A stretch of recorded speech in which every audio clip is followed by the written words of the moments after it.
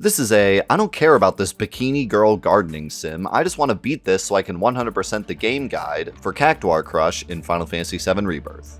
Don't worry about your setup for the first two challenges, wait until you're near the end of the game and return back to Cactuar Crush for challenges 3, 4, and the 2 hard mode challenges. Believe it or not, regardless of what else you've heard out there on the internet, there are only 2 pieces of materia that are actually useful for Cactuar Crush: First Strike and Skill Master. Since Cactuar Crush sets all of your stats and disables magic, no other materia is going to be useful.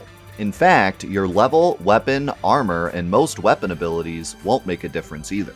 For Yuffie, you'll want to equip the Fuma Shuriken with the abilities ATB Charge Rate Up and Weapon Ability ATB Recovery. For Aerith, you'll want to equip any weapon that has the ATB Charge Rate Up ability. For both girls, you'll want to equip the Speed Demon Keychain as your accessory. I'm going to give some general strategies for both girls first, then I'll do a walkthrough of the 2 hard challenges. For Yuffie, the main key is Windstorm. Windstorm does the opposite damage of the damage Yuffie is currently doing with her regular attack. So if Yuffie has her Shuriken in her hand, Windstorm will do magic damage, but when Yuffie throws her Shuriken, Windstorm will now do physical damage. In addition, the Windstorm will activate where the Shuriken is currently flying. So, if you see a group of magic Cactuars, you'll want to use Windstorm right away, and if you see a group of physical Cactuars, you can throw your Shuriken, then activate Windstorm.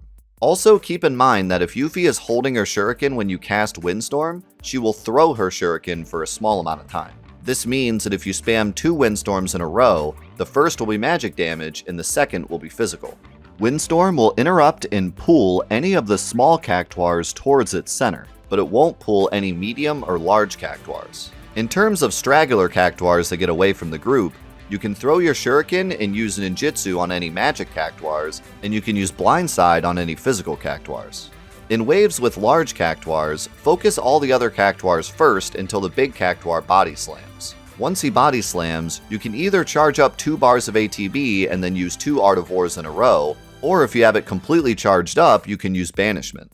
If you don't have any ATB, you'll usually want to throw your Shuriken and use Ninjutsu instead of trying to hit the large Cactuar with physical attacks, because they often whiff due to the strange hitbox on the large Cactuars. Also keep in mind that when a big Cactuar is on the ground, they will take full damage from any type of attack, regardless of what type of Cactuar they are.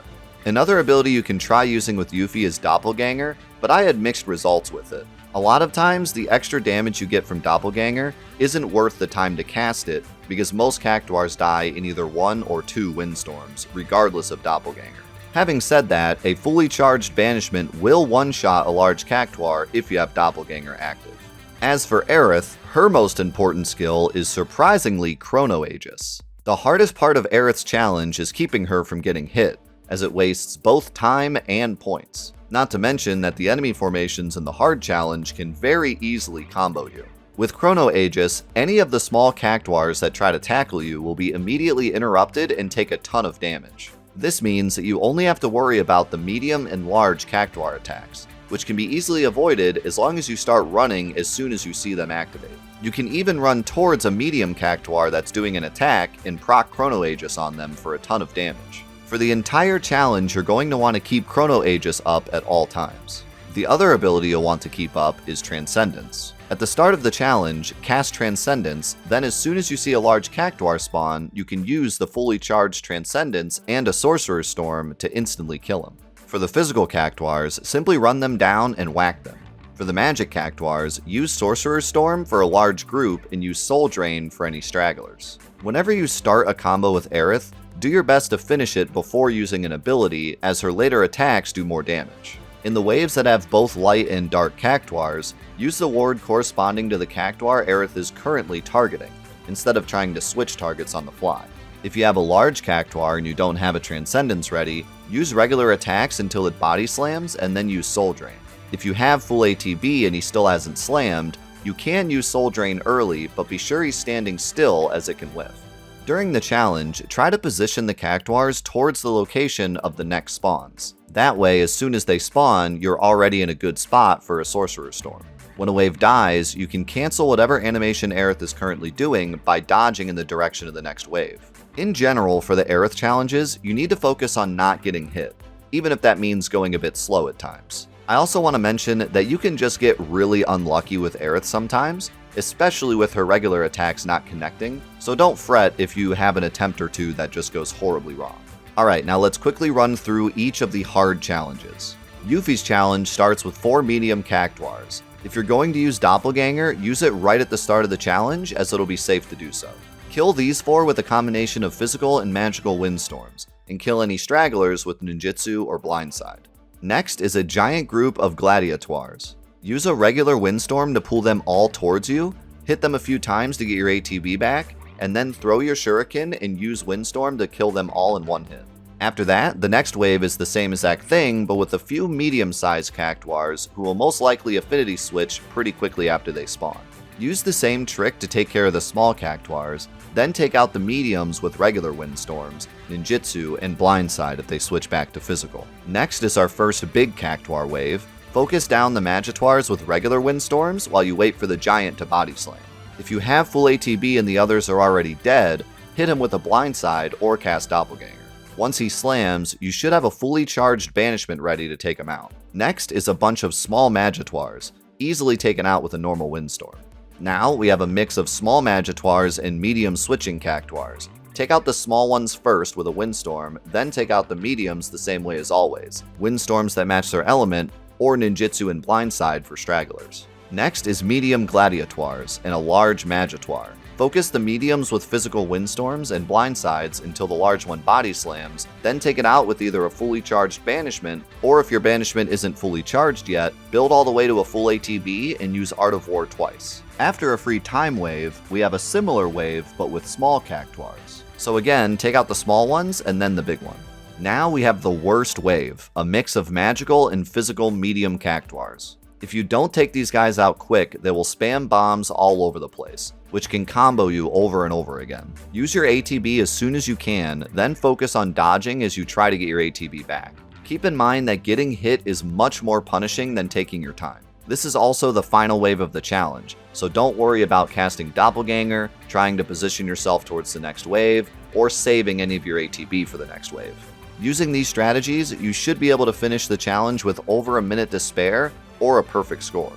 Aerith's final challenge starts with a large Cactuar, and this guy can eat up a ton of time if you aren't efficient. Start off by immediately casting Transcendence, followed by placing down a Shadow Ward.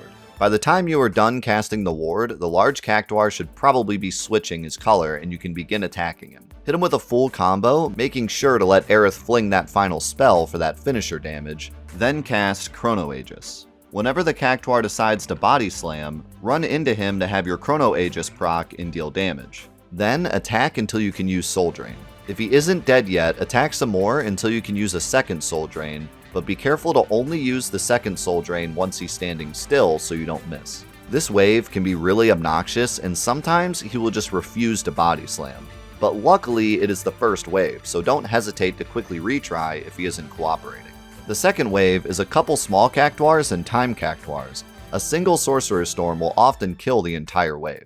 Next is a mix of small and medium Cactuars. Run into the middle and cast Storm as soon as you can, then pick off each Cactuar with the correct ward and regular attacks, using Soul Drain to pick off any stragglers, and be sure to use Soul Drain on whichever Cactuar currently has the most health. Your Chrono Aegis will most likely run out during this wave, so make sure to immediately recast it. And remember, if you see any Cactuars attempting to throw bombs, you can run into them for easy damage. Next is a few medium Magitoires and a large Cactuar. The best option here, if you have the ATB for it, is to immediately cast a Storm, making sure the big Cactuar gets hit by it, then follow up with your charged Transcendence, which should be just barely enough to kill him or barely shy of killing him. Quickly finish him off with regular attacks, then kill the mediums with regular attacks and Soul Drains. If you don't have the ATB when you start this fight, you can instead hit a few Cactuars, use your Storm, then use Transcendence when you don't see any bombs headed your way. You can also recast your Chrono Aegis during this wave, and once there are only about 1 or 2 Cactuars left, recast your Transcendence before finishing them off. Next is another easy round of small Cactuars. One Storm will often get them all. Next is a big swarm of smalls and a few mediums. Storm as much as you can and then focus the mediums with your regular attacks, as most of the smalls will die to your Chrono Aegis on their own. This wave can be a bit of a struggle if you don't go into it with your Aegis already up and some ATB for a quick Storm, but focus more on not getting hit and just pop off a Storm when you can. Next is a bunch of smalls and a large. You're going to want to pop Transcendence immediately here, then immediately cast it again. After that, continue to focus down the large Cactuar as the small guys will continue to die to your Chrono Aegis. Next is a free time wave, followed by another wave of smalls and a large. As long as your Aegis is up, you can once again just completely ignore all the small guys and just attack the big one. As soon as your Transcendence hits 2, you can launch it, then finish everything else off. Alternatively, if you can get there fast enough, you can try to throw out a storm to take out all the small guys while they're still grouped. At this point, there is only one wave left, so you don't need to recast Transcendence, but you will want to recast Aegis. The last wave is by far the hardest, a mixture of medium Cactuars. The key to this wave, once again, is to focus on not getting hit. Run around away from the bombs, and when you have a moment of safety, pop a storm. You can run at any of the Cactuars throwing bombs to proc Aegis, and you can kill stragglers with Soul Drain once the majority are killed by the storms. And of course, if any of them cast Mana Ward, you'll have to run them down and hit them. Using these strategies, it is very possible to finish the challenge with a perfect score, or with a minute left on the clock. Just be sure to minimize getting hit, keep Aegis active, and reset to that first Cactuar if he gives you trouble. And those are all my tips for Cactuar Crush. I hope this guide helped you out, and if you have any other ideas for quick and easy guides like this, be sure to leave those in the comments below.